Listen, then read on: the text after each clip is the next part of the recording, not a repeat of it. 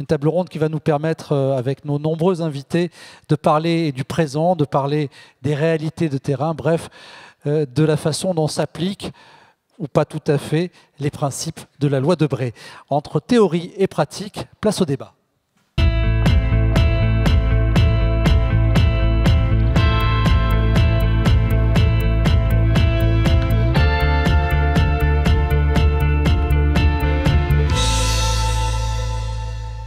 Bien, autour de cette table, j'ai le plaisir d'accueillir Marie-Anne Leduby, adjointe au directeur diocésain d'Ille-et-Vilaine.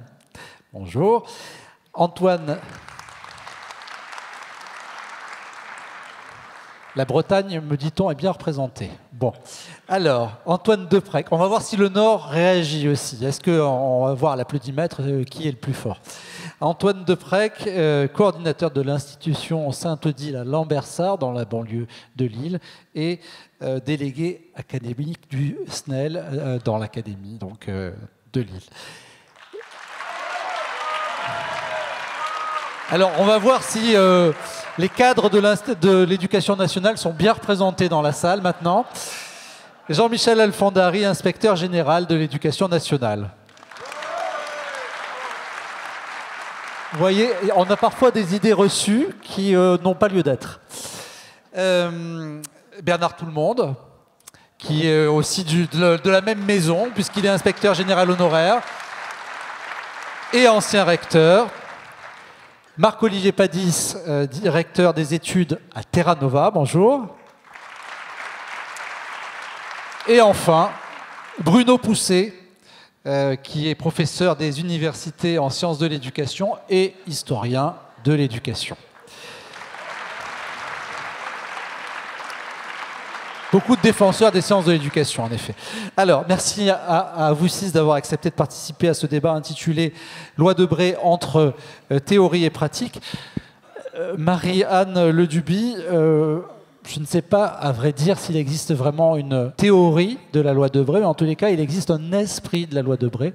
Diriez-vous que cet esprit demeure vivant ? Alors, ce qu'on peut constater concrètement, et effectivement, le retour historique de M. Lelièvre est extrêmement précieux, et donc vous tous dans la salle qui l'exercez, c'est qu'il y a bien aujourd'hui une branche d'Église qui assure une mission de service public. Et ça, c'est bien la loi Debré qui la structure, l'organise et l'a inscrite dans nos textes. Donc, on a bien des chefs d'établissement que vous êtes qui ont une triple légitimité. Ils sont nommés par une tutelle, donc branche d'église. Ils reçoivent du recteur une délégation académique, de l'autorité académique, et ils ont un organisme de gestion qui leur donne un certain nombre de délégations. Donc là, on y est. Dans la mise en œuvre de la modalité de gestion associative, M. Lelièvre parlait de la modalité effectivement de pilotage et de la modalité de gestion. C'est une autre modalité de gestion. Et dans l'autre modalité de gestion, je suis une économiste qui n'oublie pas ses origines. En économie, on dit la mauvaise monnaie chasse la bonne. Quand vous avez une modalité de pilotage d'affectation des élèves et en face une modalité de pilotage d'accueil effectivement et d'inscription de choix des familles, c'est des modalités qui ont parfois du mal à s'articuler si on n'y prend pas garde et si on voit effectivement des applications aussi informatiques très fortes y entrer. Mais on y verra. On ne va pas devancer le débat, mais est-ce qu'on reste dans une logique d'association ou bien est-ce qu'on est un petit peu dans une démarche d'administration de la part de l'État? Oui, toujours vous. Là, je dirais que ce sont des réalités cycliques. Moi, je ne peux parler que de celles que je connais aujourd'hui. Y a-t-il des pauses à certains moments entre le secrétariat général et le ministère? Y a-t-il des pauses entre chaque rectorat et puis les représentants des chefs d'établissement et les directeurs diocésains pour analyser en méta, comme dit souvent Alain Bouvier, une organisation n'apprend d'elle-même et ne progresse que si elle se regarde? Je ne vois pas...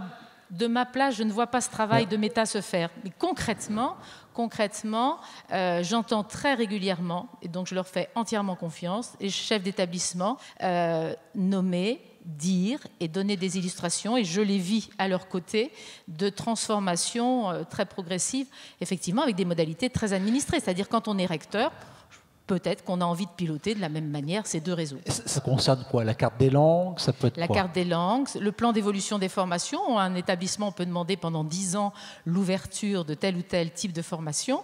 Nous n'avons pas la même offre de formation dans l'enseignement catholique, en tous les cas là où je suis. Eh bien, si on ne la demande pas la 11e année, on peut la voir ouvrir dans un établissement public à côté. D'accord. Alors Antoine Deprec, je le disais, vous coordonnez un grand ensemble scolaire dans le Nord, 1600 élèves du jardin d'enfants jusqu'au post-bac. Avez-vous d'autres exemples qui tendraient à prouver que l'éducation nationale malmène l'autonomie dont sont censés jouir les établissements privés?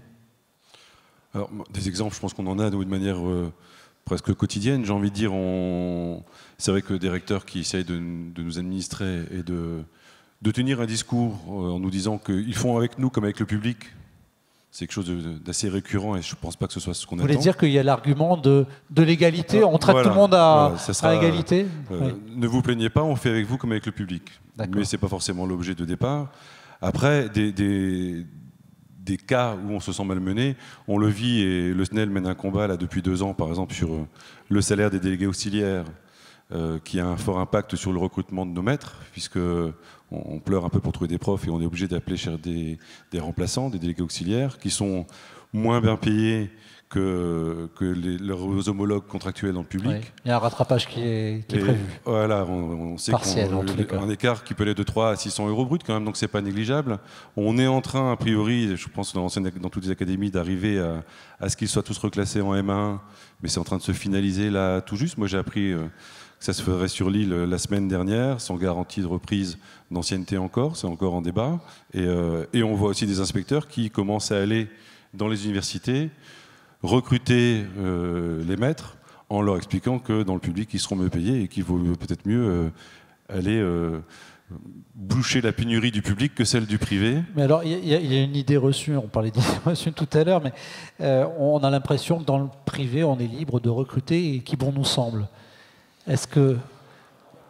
Alors, oui, je pense que vous entendez les rires. Hein, alors, c'est une idée reçue en dehors de la sphère du SNEL, évidemment. Disons qu'on est libre de recruter qui bon nous semble, dans les 3 qui font partie de la même priorité, parmi les 42 priorités qui existent.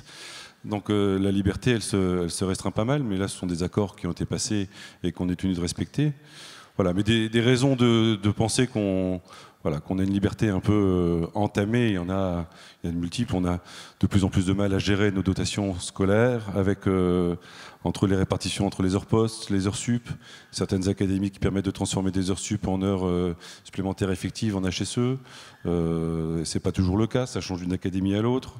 On parlait de carte scolaire, on le voit bien aujourd'hui, la capacité de nos établissements sur la réforme du lycée à proposer les 7 spécialités.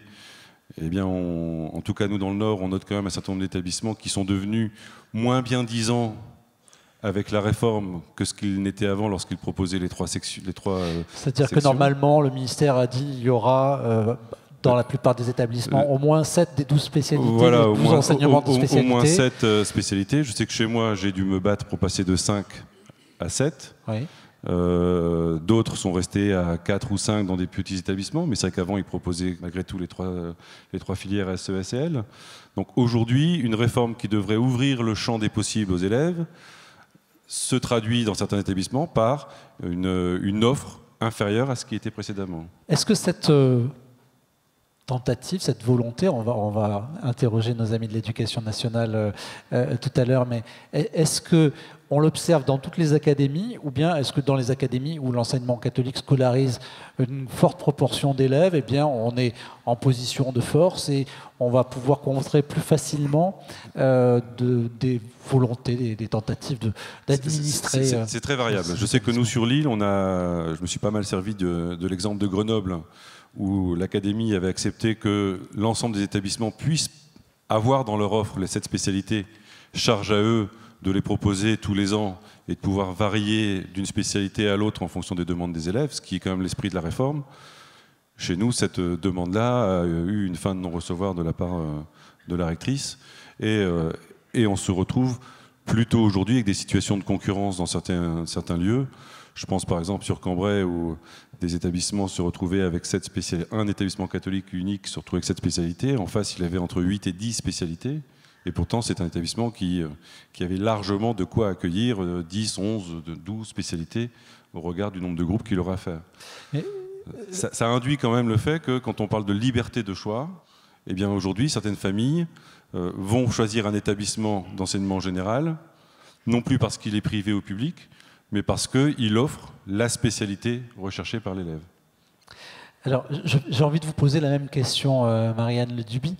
Le sens de ma question, c'est est-ce que l'autonomie dont disposent les établissements est proportionnelle à la force de l'enseignement catholique dans une académie? Dans la vôtre, je crois que c'est au moins 40% des élèves qui sont scolarisés dans l'enseignement catholique. Est-ce que ça nous donne des moyens de résister à une tentative d'administration de la part de l'État, ou est-ce qu'au contraire l'État se dit bah oui, je vais quand même pas administrer différemment, enfin je ne vais quand même pas laisser la moitié quasiment des élèves sans mon contrôle, sans mon action quotidienne.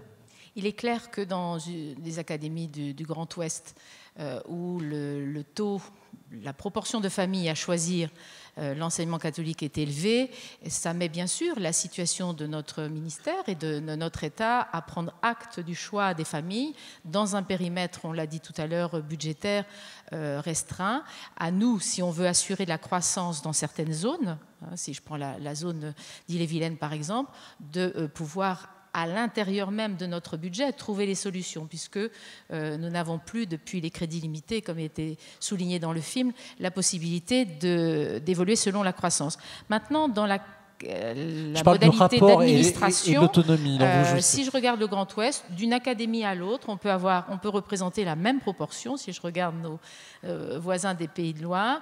Et souvent, quand je constate avec des collègues qui occupent le même poste que moi, je constate de très grandes différences, effectivement, de pilotage académique. C'est en même temps une des évolutions qu'a voulu notre République d'avoir aussi des modes de pilotage décentralisés, avec la possibilité pour les recteurs d'assurer un certain nombre de responsabilités en direct. Du coup, ça donne à l'enseignement catholique local un certain nombre d'impératifs pour pouvoir tenir. Ce que je constate aussi, c'est que la culture des cadres qui arrivent ne connaissent pas forcément la loi Debré. Il faut à chaque fois que les chefs d'établissement, avec leur directeur diocésain, montent au créneau. Pour un directeur diocésain qui reste 12 ans, il peut avoir 8 recteurs en face de lui. À chaque fois, il faut refaire le chemin. Donc, on a à la fois un problème de continuité de notre mission de service public au sein des deux réseaux, quand on voit ces modalités, et il nous faut, effectivement, assurer... à chaque fois, il faut faire en sorte que ce soit une tension féconde. À certains moments, c'est plus une tension qu'une fécondité. D'accord. Et vous voulez dire qu'il n'y a pas forcément toujours une volonté délibérée d'administrer l'enseignement privé sous contrat. Parfois, ça provient simplement d'une méconnaissance des règles. Il y a la méconnaissance, effectivement, du statut, tout simplement du chef d'établissement, qui, chez nous, a un mode de pilotage qui permet de mettre en cohérence le tout, entre la vie scolaire, entre les enseignements. Ce qui est respecté sont nos projets d'établissement, au sens de leur philosophie, de leurs valeurs, de comment nous voulons les mettre en œuvre. Mais au moment de la faisabilité, qui doit se traduire très concrètement par des mises en œuvre d'enseignement, là, c'est extrêmement contraint. C'est extrêmement contraint. Et donc, un autre outil que je nommais tout à l'heure, c'est vrai de notre organisation éducation nationale, c'est vrai de d'autres organisations, on le voit du côté de la santé, c'est le fait que des applications sont mises souvent en amont de la vérification des résultats. C'est-à-dire qu'on a une culture du contrôle a priori, plus que d'utiliser ces outils de l'OLF, ces outils effectivement de vérification de comment sont utilisés les deniers publics et est-ce que la mission de service public est remplie. Elles sont utilisées beaucoup plus a priori qu'ex post. Du coup, on voit bien que depuis notre début de congrès, la question qui est posée à un moment donné aussi par André Blandin et par Jack Lang, c'est est-ce que le service... Je sais que Bernard Tout-le-Monde, on en a déjà souvent échangé, y est très attaché. Est-ce que le service est rendu ? Et là, on pourrait travailler de manière beaucoup moins dans la vérification que les modalités et le G4 pour les collègues du lycée soient respectés que dans effectivement comment on réussit à lutter, à favoriser la persévérance scolaire. Voilà. Et parfois, ce sont les collègues, les collègues du public qui l'expliquent très très bien quand ils sont sortis de leur... voilà. Je vous recommande la lecture d'un ancien secrétaire général de l'Académie de Bretagne, qui est Bernard Pouliquin. Voilà, construire l'excellence scolaire.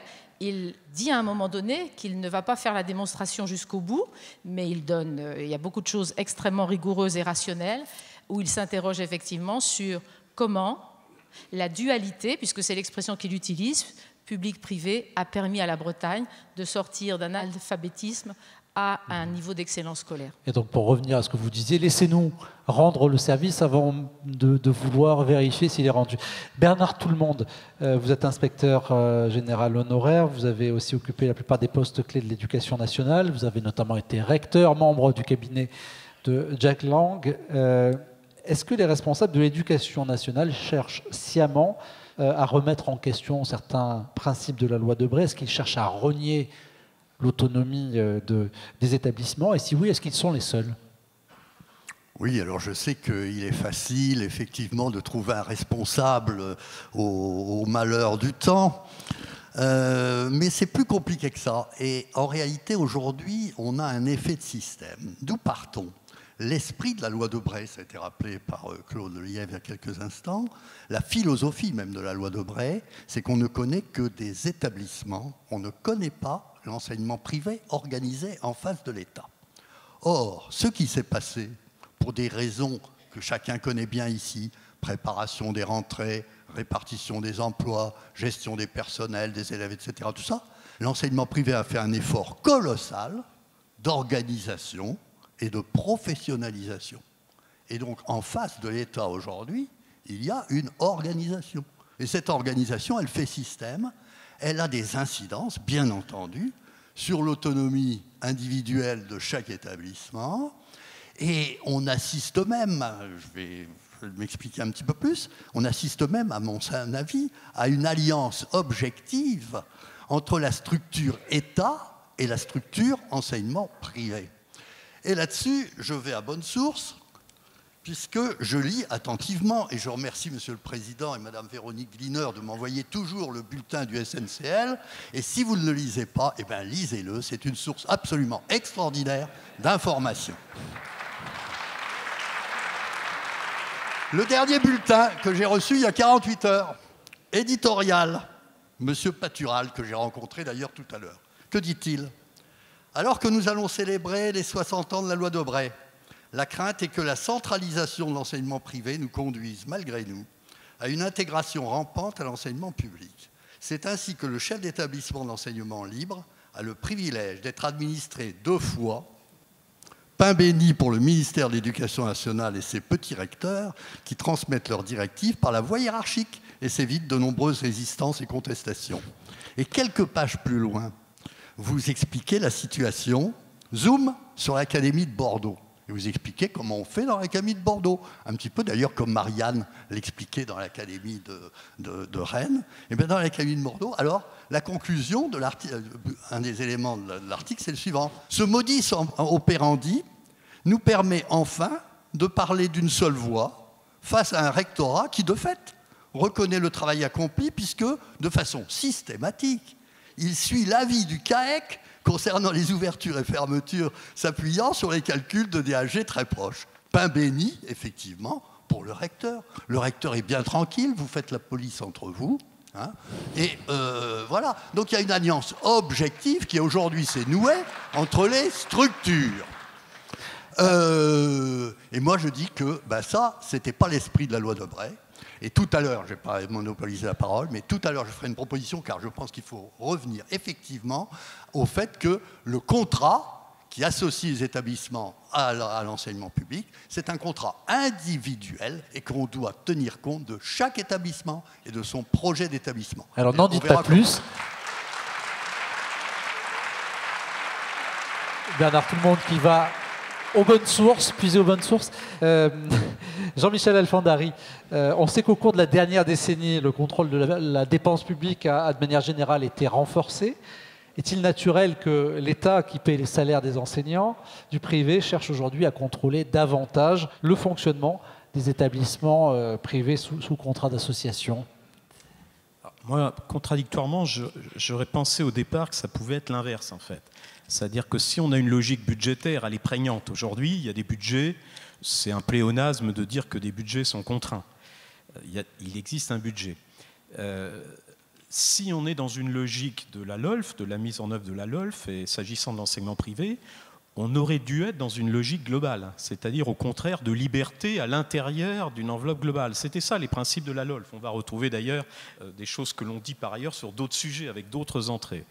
Et en fait, ce qui se passe, et c'est vrai, je donne acte de ce que j'ai entendu, ce qui se passe, s'agissant de l'enseignement privé, de ce que j'ai pu observer, c'est que là où on pourrait avoir une approche globale avec une certaine fongibilité entre des tas de lignes, c'est peut-être là, dans ce budget-là, qu'il y a le plus d'enveloppes fléchées, considérées comme étanches les unes par rapport aux autres. Et que ça induit donc des modes de gestion, parce que ça c'est vrai en haut, et du coup quand on arrive en bas, eh bien, la discussion avec l'établissement sur la souplesse dont il a nécessairement besoin par rapport à ses élèves, par rapport à ses personnels, eh bien, effectivement, vous vous heurtez, je l'ai constaté bien souvent, à des interlocuteurs qui, de bonne foi, vous disent « moi, je ne peux pas, voilà, j'ai telle enveloppe, j'ai telle enveloppe, j'ai telle enveloppe ». Donc, je crois qu'il y a une distorsion, effectivement, entre ce qui est dit sur la responsabilité et l'autonomie, et c'est beaucoup dit, sur les marges d'initiative et ce qui est fait. Même question en fait pour vous, Marianne Leduby. Est-ce qu'il est légitime pour l'État de chercher à influer sur l'usage qui est fait des moyens accordés ? Ou est-ce que c'est contraire à la loi Debré ? Là, la citoyenne va répondre que, bien évidemment, que l'État puisse vérifier qu'il y a adéquation entre les résultats qu'il attendait, les objectifs qui sont les siens, voilà, avec notre système démocratique et les moyens qui sont mis. Ça, c'est pas sur ce principe général, c'est sur le moyen de le faire vivre. Ce qui vient d'être dit est un exemple absolument majeur, c'est celui du BOP 139 qui permet la fongibilité entre les budgets.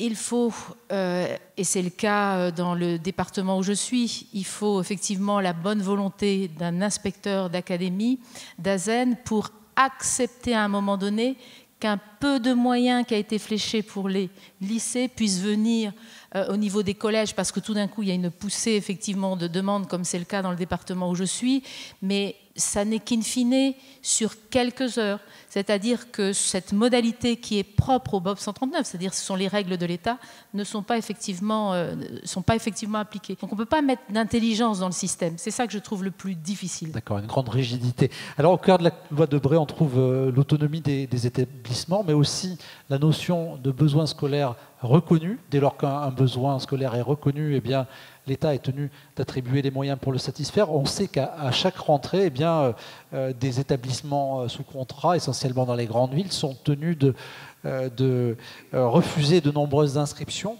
Jean-Michel Alfandari, est-ce que cette notion de besoin scolaire reconnu est, dans un contexte budgétaire forcément contraint, comme vous venez de le dire, devenue obsolète ? Est-ce que l'État, finalement, n'a plus les moyens de reconnaître les besoins scolaires quand ils se manifestent aux portes des établissements catholiques ? C'est compliqué. Ou privés sous contrat, qui peuvent évidemment être autre chose que catholiques, qui peuvent être d'autres confessions, voire laïques. Je crois que, sans développer, mais je pense que Claude Lelièvre l'a bien montré tout à l'heure, alors je ne sais pas qui a défini le besoin scolaire, c'est une notion qui reste très complexe et qui n'a jamais été clairement définie, mais c'est... de mon point de vue, c'était en 1959 quand même la recherche d'un équilibre par rapport à des volontés familiales d'une bonne partie de la population de faire suivre un enseignement conforme à des convictions et des convictions religieuses. C'était en gros ça l'équilibre. Claude Lelièvre l'a bien montré tout à l'heure, ça a beaucoup changé. Donc c'est quand même dans ce contexte-là qu'on apprécie une demande de famille zappeuse, pour reprendre l'expression de tout à l'heure, et qui va regarder la performance scolaire d'un établissement. À partir de là, l'État, que doit-il faire? Ça ne peut pas être non plus s'adapter simplement à la demande de famille. Sinon, on est dans un système, d'ailleurs, qui serait totalement libéral, on peut dire totalement libéral, mais indépendamment de tout aspect idéologique, je ne vois même pas comment ce serait possible. Les établissements ne sont pas extensibles à l'infini, et cela vaut pour l'enseignement public comme pour l'enseignement privé. C'est-à-dire que si le lycée Henri IV pouvait accueillir, on pourrait tripler sa superficie en plein cœur de Paris, et il accueillerait 3 fois plus d'élèves. Donc de toute façon, et vous le savez très bien, il y a des contraintes qui ne sont pas seulement les contraintes de l'État, qui sont les contraintes de l'immobilier, qui demandent nécessairement d'organiser la cohérence de l'ensemble, ou une certaine cohérence de l'ensemble. Et je ne crois pas que le principe puisse être simplement de déplacer les établissements, les professeurs, en fonction de la demande des familles, aussi légitime soit-elle. Donc ça ne veut pas dire qu'il ne faut pas essayer de suivre. Et je pense que vous avez des raisonnements macroéconomiques, que j'ai bien entendu tout à l'heure, qui s'entendent très bien sur le plan global, mais je ne pense pas qu'ils puissent s'apprécier au regard de chacun des établissements et chacune des demandes particulières. Alors Antoine Deprez, comment se présente la situation dans votre établissement? Est-ce que le besoin scolaire, qui est une notion extrêmement difficile à apprécier, mais est-ce que vous diriez que le besoin scolaire y est reconnu? Oui, je pense que la notion de besoin scolaire sur un établissement comme le mien, oui, et c'est reconnu. La réflexion, à mon avis, elle est plus sur une question de réseau, puisqu'aujourd'hui, dans l'enseignement catholique, on travaille beaucoup en réseau et en capacité d'accueil, non pas sur un établissement, puisqu'effectivement, on a des contraintes géographiques, on a des contraintes immobilières, etc., mais plutôt sur une bonne intelligence pour permettre aux élèves d'avoir un accueil dans l'enseignement catholique lorsqu'ils font le choix de notre système sur un lieu, un bassin donné. Après, c'est clair que je pense qu'on a une souplesse et une adaptabilité qui n'est pas celle de l'enseignement public face à nous. J'ai au moins 2 cas en tête dans le Nord d'établissements publics qui soit ont été implantés juste en face d'un collège privé, et puis l'impact il est immédiat sur ces inscriptions, voire d'une population qui se déplace, alors pas forcément un choix variable d'une population, comme en parlait M. Alfandéry, mais plutôt de migration de population, des villes qui se vident, des élèves, des familles qui vont chercher une scolarisation ailleurs. Roubaix, par exemple, est une ville qui a tendance à perdre des élèves, et ça fait un bon moment qu'on essaye, nous, de déplacer un établissement scolaire de quelques kilomètres, c'est déjà presque beaucoup quand je dis quelques kilomètres. Voilà, ça fait 5 ans qu'on se bat, c'est très compliqué. Pourtant, il y a un vrai besoin de suivre la population qui a un peu bougé. L'enseignement public s'est déplacé, l'enseignement catho, il y a une vraie résistance là-dessus de la part du rectorat qui a la main mise. Donc on a 3-4 cas comme ça, au moins en suspens avec le rectorat et en négociation ardue depuis quelques années. Alors quand on parle de besoins scolaires, il faut qu'on fasse qu'il y ait notamment des moyens enseignants. On a beaucoup parlé de la règle tacite du 80-20. Est-ce que aujourd'hui cette règle c'est un obstacle, un mythe? Comment est-ce que vous la définiriez, vous? Un mythe, je pense que de plus en plus. C'est vrai que là, je m'adresserai à nos responsables de la commission des moyens préférés du SNEL, qui tous les ans à cette époque-ci, c'était le cas hier, où on nous réunit entre DA pour nous expliquer à quelle sauce nous allons être mangés sur les moyens l'année suivante. Et on se rend compte que lorsqu'il y a un abondement de moyens et que le public récupère des moyens et que l'enseignement privé en récupère, de mémoire, j'ai envie de dire le 20 a disparu depuis longtemps, et sur 3 ans, on est passé à 13, à 12, à 11, voire 10%. Donc on était plus sur un 90-10 qu'un 80-20. Et puis cette année, c'est une année où, même si on a une certaine stabilité des effectifs dans l'enseignement privé, on rend des moyens. Et étonnamment là, on est repassé à un 82-18. Alors on n'est peut-être pas sur le 80-20, mais il y a une règle qui ne s'applique pas toujours dans le même sens, selon qu'on rend ou qu'on récupère. Donc, mais au bout de la route, Notre proposition s'amenuise et nos horaires sont de plus en plus contraints face à l'accueil des populations qui affluent à nos portes malgré tout. C'est ce qui a quand même, juste pour terminer, une incidence notable quand on parle de la répartition et du taux de scolarisation dans l'enseignement privé. C'est vrai que ce taux de scolarisation n'évolue peut-être pas autant que nous le souhaiterions, mais aussi parce que derrière ça, eh bien on le voit là, on ne nous donne pas les moyens suffisants pour permettre d'accueillir les élèves qui sont à nos portes. Si c'était le cas, je pense qu'on aurait une évolution qui ne serait pas celle dont on a parlé tout à l'heure avec les chiffres à la clé. Alors ça tombe bien qu'on parle du 80-20, puisque nous avons à nos côtés celui qui, dans l'ombre, a eu l'idée de cette règle. Je veux parler de Bernard Tout-le-Monde. Bernard Tout-le-Monde, le 80-20 existe-t-il encore? Le 80-20, c'est l'Arlésienne, en réalité.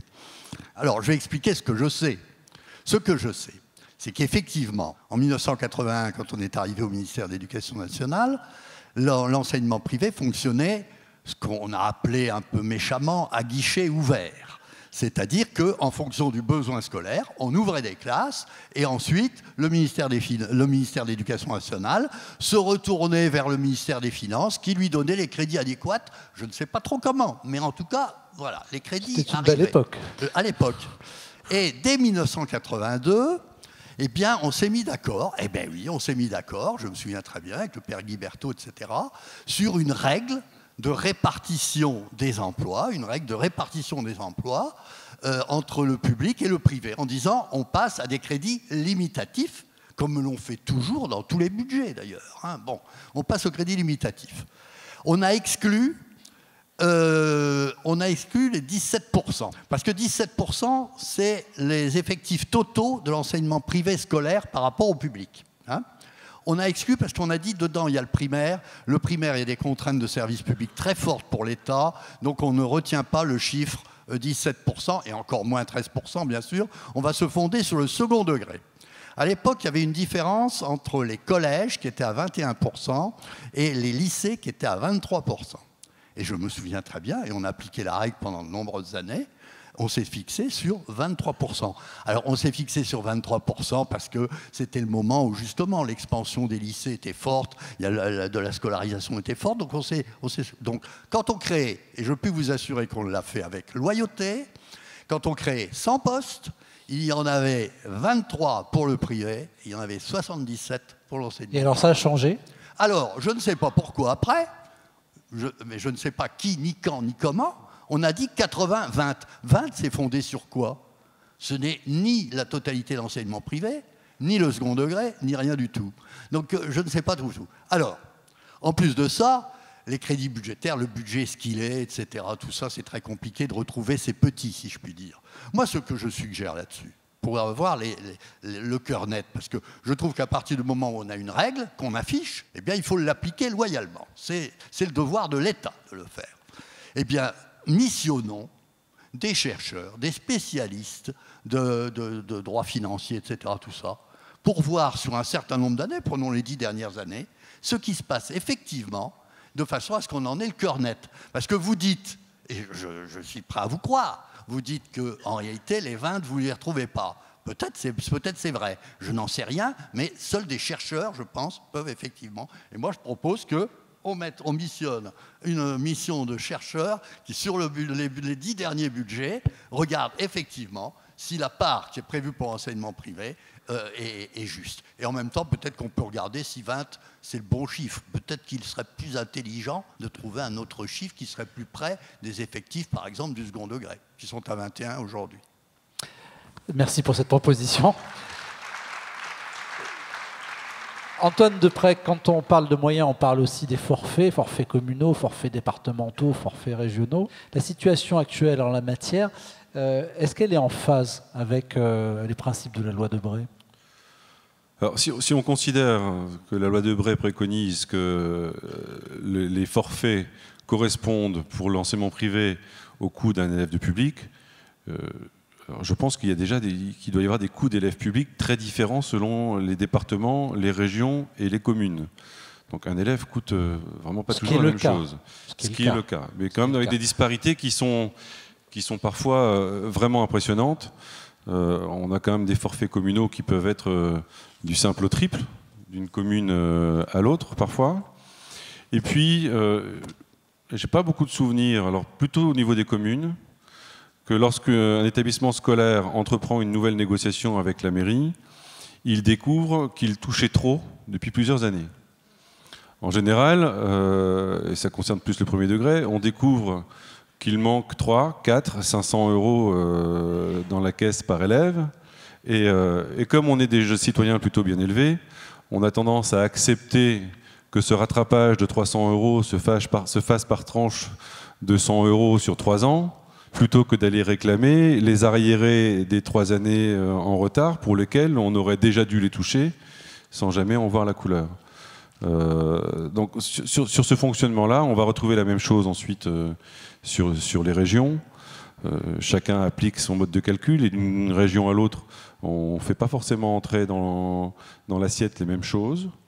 On se bat, nous, un peu dans le Nord en ce moment, puisque le rectorat considère qu'un personnel en arrêt maladie ne coûte rien, et donc dès qu'il a un employé malade, il le sort de l'assiette.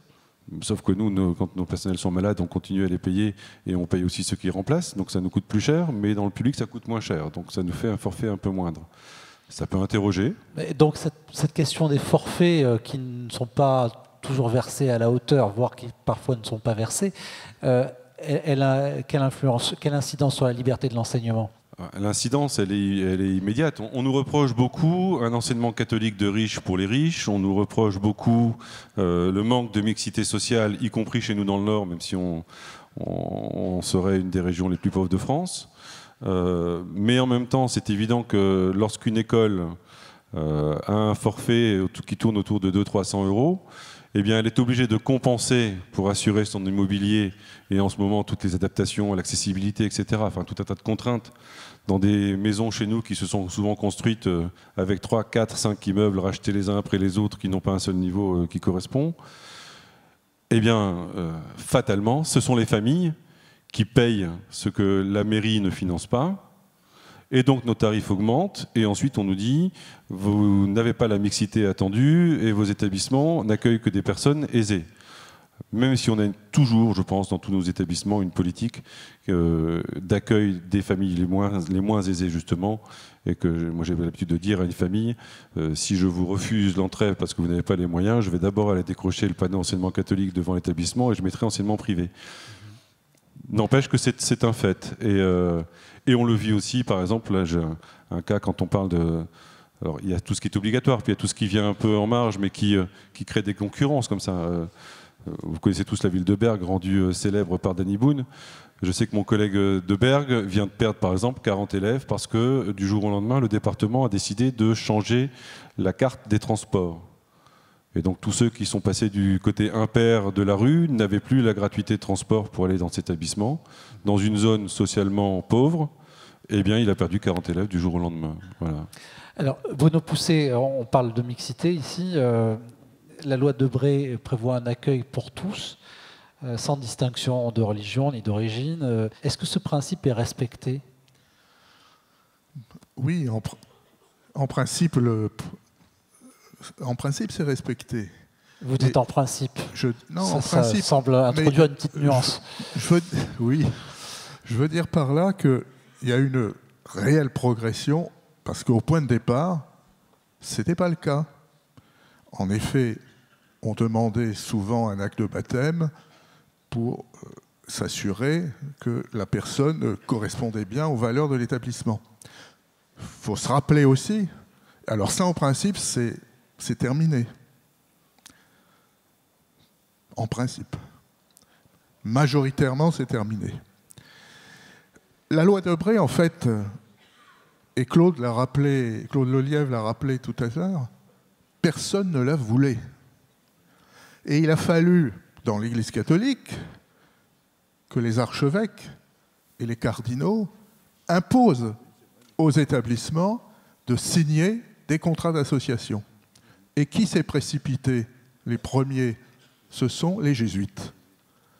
Sauf ceux de Paris, parce qu'ils étaient financés par la ville de Paris.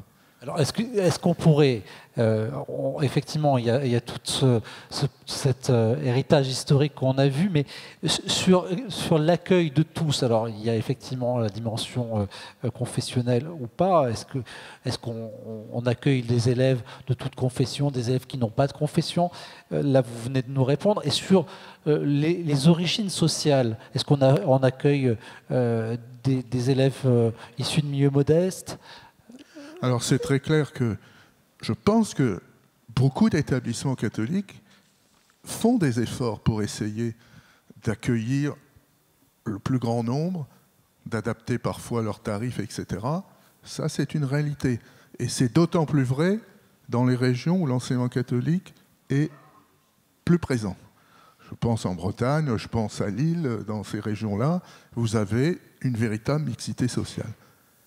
Allez à Paris, vous apercevrez que ce n'est pas tout à fait le cœur de métier de beaucoup de chefs d'établissement dans la région parisienne et dans la ville de Paris elle-même. Alors vous me direz qu'un certain nombre d'établissements publics n'ont rien à envier dans ce domaine-là. Est-ce que finalement la sélection, entre guillemets, elle ne se fait pas par la religion, mais par l'argent aujourd'hui? Dans un certain nombre d'établissements, bien entendu. Alors c'est compliqué parce que dans les plus prestigieux, c'est les deux qui fonctionnent. À savoir que les fameux 10% de choix, pour des raisons religieuses, vous le voyez encore très présent dans certains établissements. Moi, j'ai été assez étonné que dans un établissement très prestigieux de Paris, par exemple, il y ait des classes pour filles, des classes pour garçons, puis des classes mixtes, en fonction du choix des parents. C'est un établissement sous contrat d'association. On pourrait dire qu'il existe des établissements publics qui ne sont pas mixtes. La maison d'éducation de la Légion d'honneur, par exemple. Ah ben bien sûr. Ça existe aussi. Henri IV, Louis le Grand. Non, mais je pense qu'on ne doit pas être fier de ça. Ni d'un côté, ni de l'autre. Et on ne doit pas s'exonérer de cette situation-là. Et rappelez-vous, il y a eu une tentative par la ministre précédente d'essayer d'organiser dans quelques établissements de la région de Paris une mixité, modifier un peu la carte scolaire. Il y a eu des réactions extrêmement opposées, c'était dans l'enseignement public, de la part des parents d'élèves. Alors, si on revient, pardonnez-moi, parce que le temps passe si vite en votre compagnie, si on revient à ce manque de mixité sociale, voire de mixité culturelle, est-ce que c'est une volonté délibérée des établissements ou est-ce que ça correspond finalement à des attentes des familles? Il y a les deux, je crois. Alors, il faut être clair aussi, ce que je disais. La situation, il n'y a pas un enseignement catholique. Il y a des établissements catholiques qui sont très différents. Et donc, vous avez des établissements où les parents font clairement pression pour ne pas avoir des enfants de milieu populaire. Il faut dire les choses telles qu'elles sont. Mais on a ça aussi dans l'enseignement public. Ça, c'est une réalité. Alors, on va avoir l'occasion demain matin d'aborder plus avant cette question de la mixité. Un tout petit détail. Le nombre de boursiers dans l'enseignement, de façon générale, quand on voit les choses d'un point de vue macro, c'est la moitié de l'enseignement public. C'est tout. Marianne Le Duby, que répondez-vous quand on accuse l'enseignement catholique de ne pas accueillir suffisamment d'élèves fragiles, entre guillemets, alors qu'ils bénéficient des financements du public? Alors, si on l'en accuse là où il y a des preuves à l'appui, il faut regarder, puisqu'il y a des enseignements publics et des enseignements catholiques, puisque ce qui structure effectivement, c'est d'abord la mise en œuvre du service public, elle est très liée au territoire, aux cultures territoriales et à l'organisation spatiale. Un enseignement catholique ouvert à tous, quand il est dans son coût d'accès, effectivement, ouvert au plus grand nombre, ça suppose des modèles économiques qui le permettent. On n'a pas parlé de la question immobilière jusque-là, mais ça, dans la capacité à répondre à la demande des familles, c'est un des freins pour l'enseignement catholique. Très concrètement, ce qu'on peut répondre, ce sont les chiffres à l'appui. Alors justement, en Bretagne, puisque la Bretagne n'est pas Paris, on aurait des chiffres totalement différents à Paris, j'imagine, mais en Bretagne, ça donne quoi les catégories socio-professionnelles qui sont représentées dans vos établissements, est-ce qu'elles sont les mêmes? Est-ce qu'elles sont différentes de celles qu'on trouve dans le secteur public?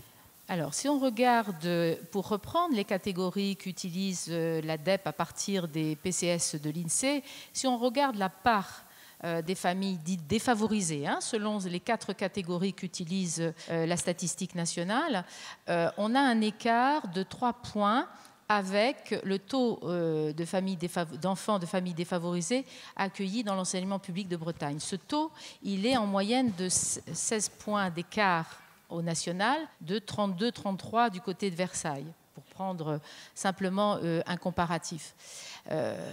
Maintenant, évidemment, on ne peut pas... il faut regarder l'origine de l'enseignement catholique là où il est installé.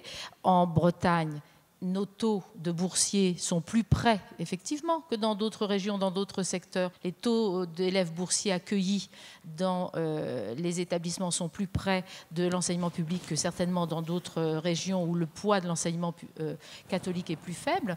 Maintenant, d'une manière générale, j'ai sous les yeux tous les taux comparatifs pour nos collèges publics et privés d'Ille-et-Vilaine. Voilà, l'enseignement catholique se situe bien, globalement, avec un taux de boursiers moindre. Il y a un cas d'exception, il est dans la salle, je vais le nommer.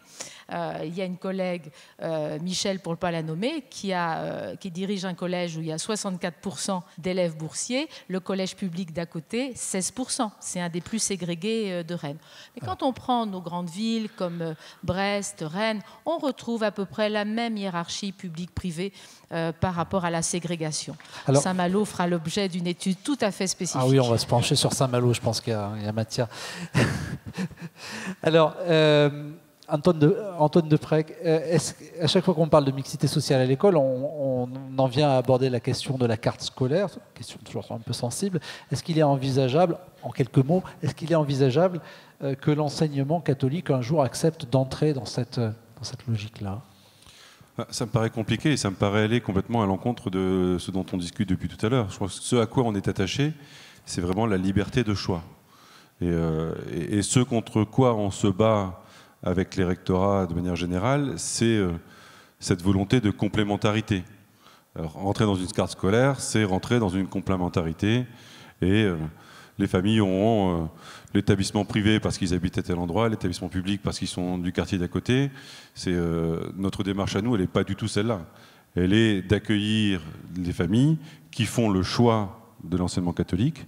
Et je pense que l'une des choses à laquelle on tient, c'est que justement ces familles aient le choix. Et le problème de cette carte scolaire aujourd'hui, j'exclus l'enseignement professionnel qui est un peu particulier et où il y a un impératif de débouché professionnel, etc.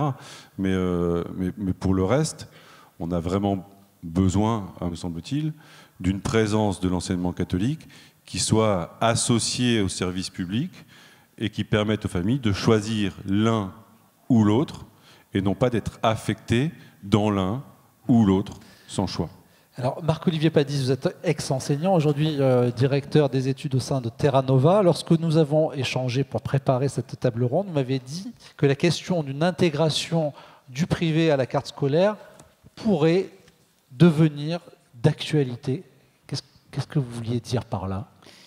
Oui, je m'avance sur un terrain sensible en étant prudent. C'est-à-dire qu'on a bien dit que dans tout le débat qu'on parle d'une situation sur la longue durée de pacification et de convergence des systèmes. Cependant, je pense qu'il reste un point extrêmement sensible qui est celui-là, qui est la carte scolaire. Dans un contexte assez large où les questions territoriales, d'un point de vue général, sont des facteurs d'inégalité croissante dans toutes les économies développées.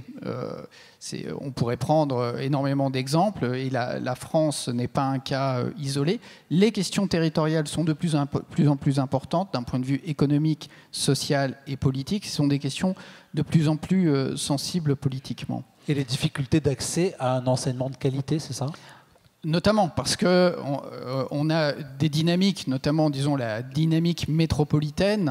L'INSEE a publié ces chiffres juste la semaine dernière qui montrent que la croissance de la population se fait de plus en plus dans les pôles métropolitains et que plus vous vous éloignez, c'est une fonction linéaire, plus vous vous éloignez du centre de la métropole, moins la population croît. Ce qui veut bien dire que la concentration métropolitaine est un phénomène de fond, alors complètement exogène par rapport aux problématiques de l'école et par rapport à toutes les politiques que peuvent mener les établissements, l'éducation nationale, etc.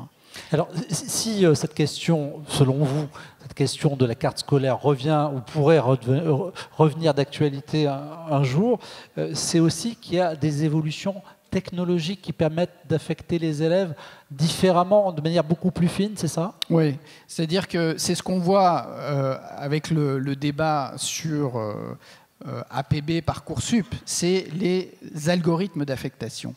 Aujourd'hui, il y a 3 algorithmes d'affectation dans l'éducation nationale. L'algorithme d'affectation de poste des enseignants, le fameux Parcoursup, et l'algorithme d'affectation des élèves de collège au lycée à Felnet.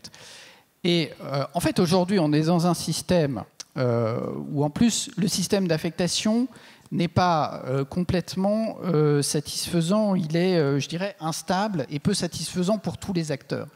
Parce qu'on a un système mixte, qui n'est plus d'ailleurs un système d'affectation autoritaire par l'État dans le public et de liberté dans le privé. On a changé de système en 2007, on est dans un système de choix régulé pour le public. Et de choix régulé parce qu'on recourt à un algorithme.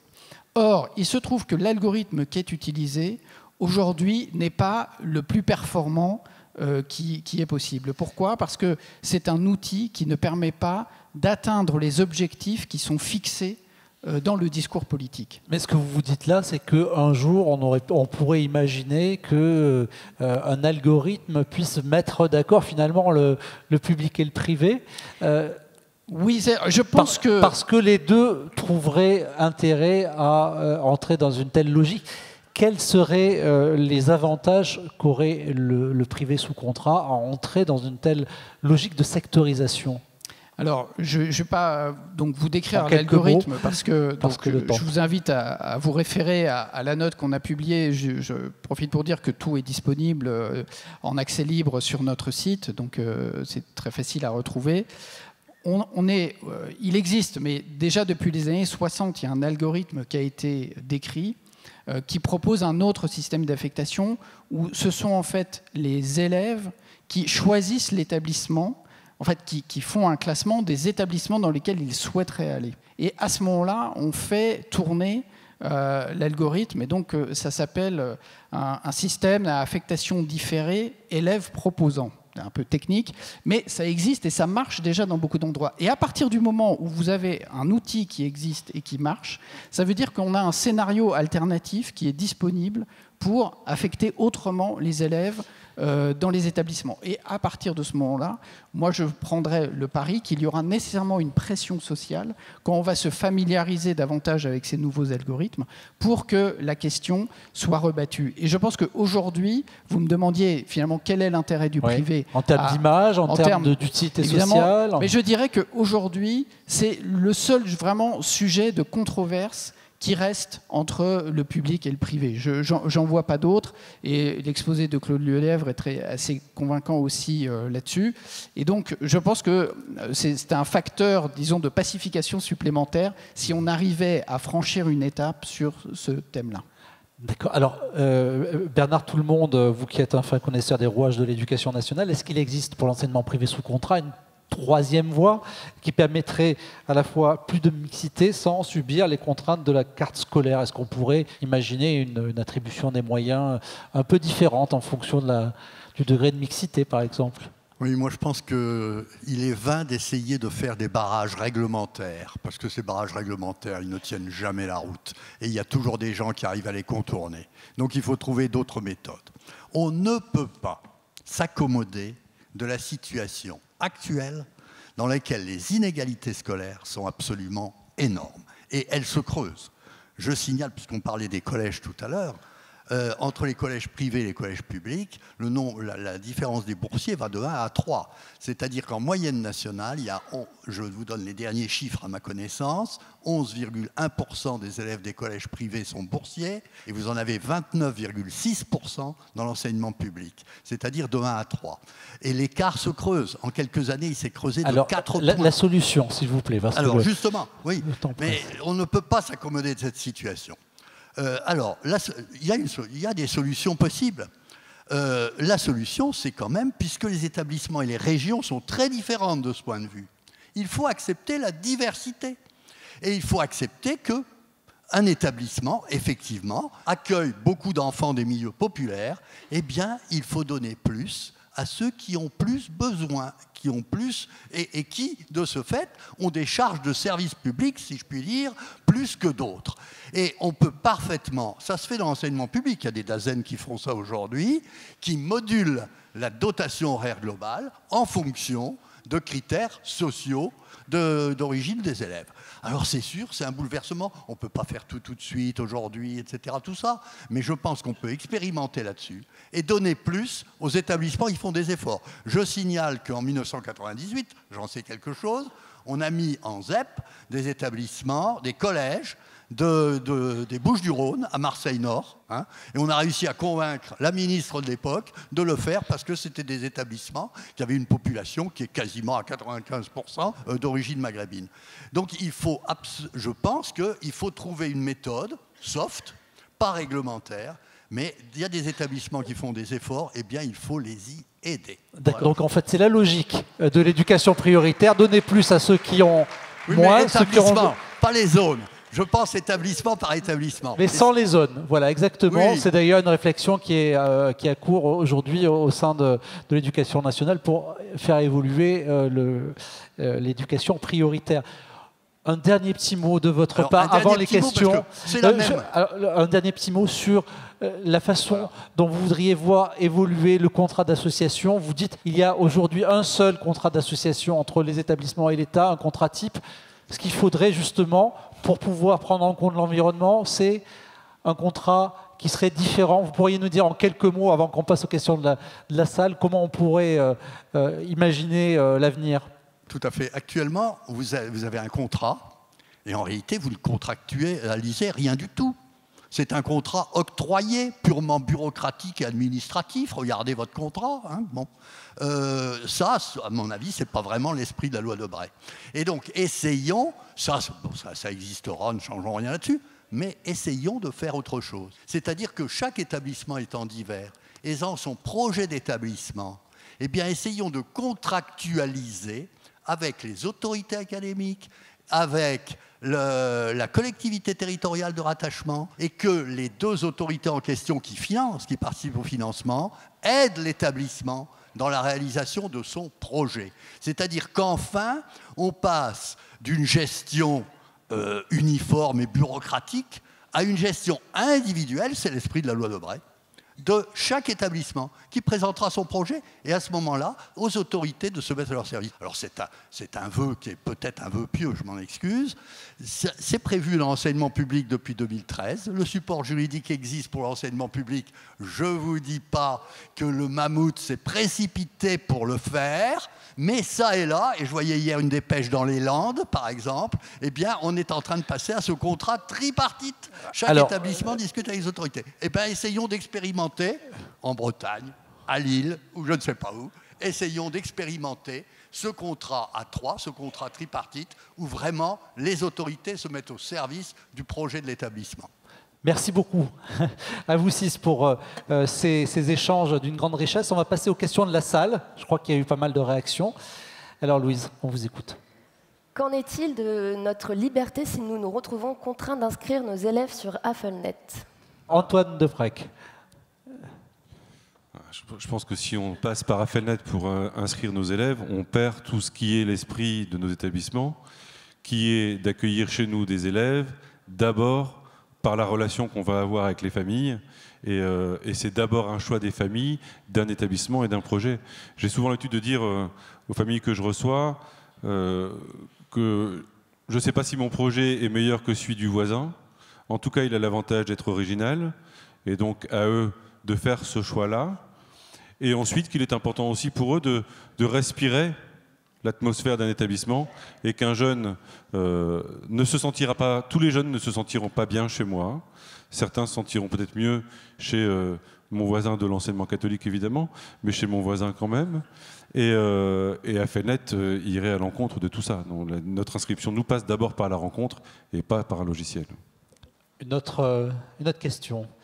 Le non-financement par les collectivités des élèves hors commune dans le premier degré constitue-t-il un manquement à l'esprit de la loi Debré ? Tiens, monsieur tout le monde, est-ce que vous répondriez à cette question brièvement, parce que je sais que vous êtes bavard, mais... En 1985, on avait botté en touche, on avait dit on ne règle pas cette question, parce que précisément elle était trop compliquée. Maintenant, il y a des textes quand même qui prévoient les conditions. Oui, mais qui ont été assouplis. Il y a des textes très précis.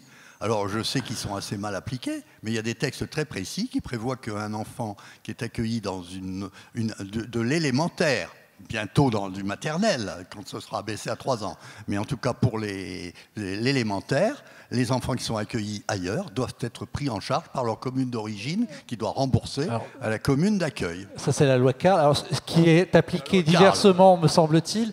Mais je crois que l'un des espoirs dans l'enseignement catholique, c'est précisément qu'on va avoir des communautés d'agglomération qui se forment au fur et à mesure et que la compétence scolaire pourrait changer d'échelon. Et à ce moment-là, la question des élèves extracommunaux se poserait peut-être un peu moins. Une toute dernière question de la salle, Louise. Comment, messieurs les inspecteurs généraux, comprennent-ils l'écart significatif entre les décisions du ministère et leur application dans les rectorats ? Alors là, ça ne concerne peut-être pas que l'enseignement catholique, je pense que c'est un mal qui est bien plus profond. Je peux tenter une réponse. Enfin, moi, j'ai été très longtemps en terrain, établissement, en académie.